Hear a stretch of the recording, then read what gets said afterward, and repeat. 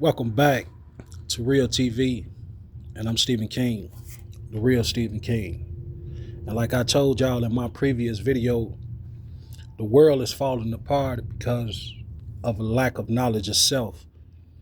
We often find ourselves trying to escape this hellish world that we exist in. And many people do it in different forms. But for the majority of us, it's drugs or alcohol or a combination of both. And it's all about trying to escape the reality or not think or feel the reality that we're actually dealing with. And that's what has kept people for years subdued in the issues that they have never took the time out to deal with. Some people might use sex. Some people might use technology. Some people might use gambling, video games. It comes in all different forms, cross addictions. And for the people that live with these diseases, it makes everyday life harder and harder. It never takes away the problem. It always increases the energy of darkness inside of you. And I know that personally because I'm an alcoholic. And I've been an alcoholic for a long time. Now I've had long stints of sobriety within my life, but this problem started when I was a teenager, finding myself trying to numb myself so I wouldn't have to think about the conditions of the terror and the tyranny I lived in inside the ghetto. So I found myself self-medicating. Now I never ventured off into the harsher drugs. I come from a place where crack cocaine was sold often, heroin was sold often, various forms of marijuana. And I never really liked marijuana. I smoked it as a kid, smoked it in my adulthood, but it was something that never stuck with me. I never used hard drugs because I seen how it tore my mother's life apart. I had tore some of my uncles, my auntie's life apart. So, and I saw the streets. I saw the results of what cocaine did to men and women in the streets, had destroyed and crumbled their lives. So I told myself I would never use those drugs. And I never did.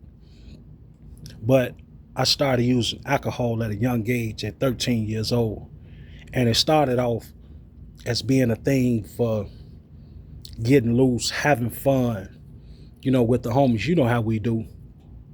And I started having real problems with alcohol in my adulthood because I found myself, I had lost so much time within my life due to gang violence, being a victim of violence, being a perpetrator of violence, off the alcohol and marijuana.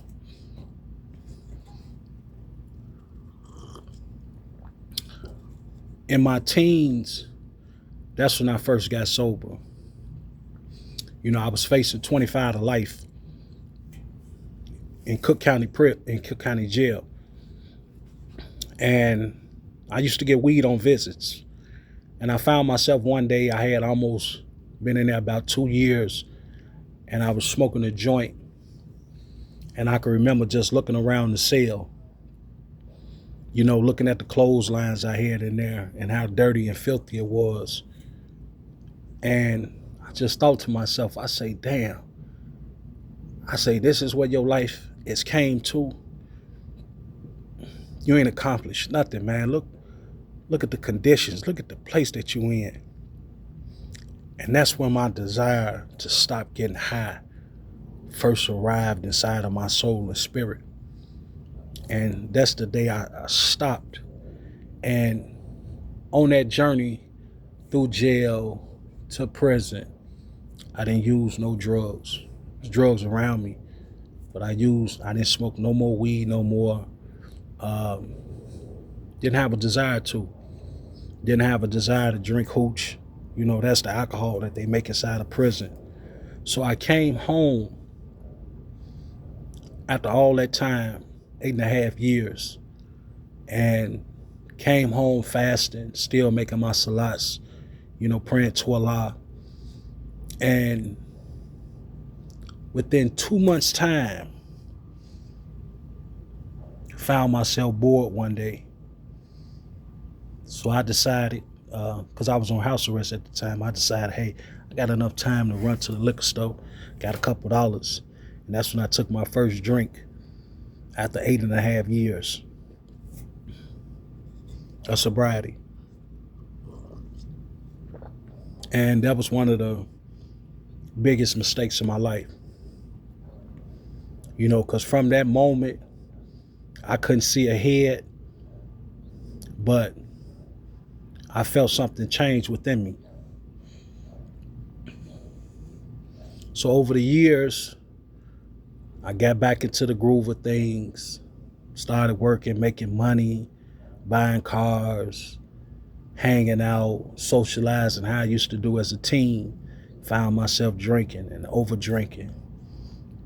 And when my life got really stressful, the places and times where life got really stressful, I found myself, that's all I wanted to do was drink.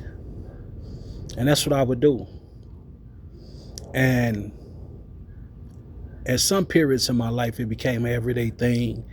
And then some periods where I knew I needed to tighten up, I needed to stack money, focus on whatever goals I was trying to accomplish, I would shut it off. 2 months here, 3 months here, 4 months there. But what I found out, and it took about 14 years for me to find this out, that the drinking wasn't the problem. It was my emotions. It was the things that I hadn't fixed within inside of my soul and spirit. The experiences that I had went through, the emptiness that I had felt, the things that I wanted in my life that I didn't have, those were the things that was driving my addiction. Me not praying, me not focusing on the word of God, me not having that fellowship, that's what I was missing, that I was trying to replace with that bottle. So if you find yourself blacked out drunk, you find yourself going through the trials and tribulations of addiction, getting high off of whatever substance it is, or gambling, or just oversexed, it's not the outward things that need to be fixed that's going inside your temple. It's just things that's within that you need to take a deeper look into, that's hurting you, that's tearing your life apart, that has you emotionally unbalanced, that has you not wanting to see a brighter day. Those are the things that you need to fix within your life. Because it's not the things that we gravitate to that's outside of ourselves that's causing the most harm. It's the darkness that's within that's having us reach outside of ourselves to fill the space that we feel empty within. So that's how you beat addiction, man. You fix the soul, you fix the heart, you fix the spirit. You start by getting on your knees every morning and thanking the Creator that He has gave you life. And you have all the answers deep within inside you to fix your life. Yeah, but I'm Stephen King, man. It's just testimony of my story, man. But if you find yourself down and out, like I said, struggling with this addiction, look within and see what you need to fix. Man, y'all make sure y'all like, share, and subscribe to Real TV. I'm Stephen King, the real Stephen King. And I'm going to talk to you guys later, man. May the peace and blessings of the Most High be upon you.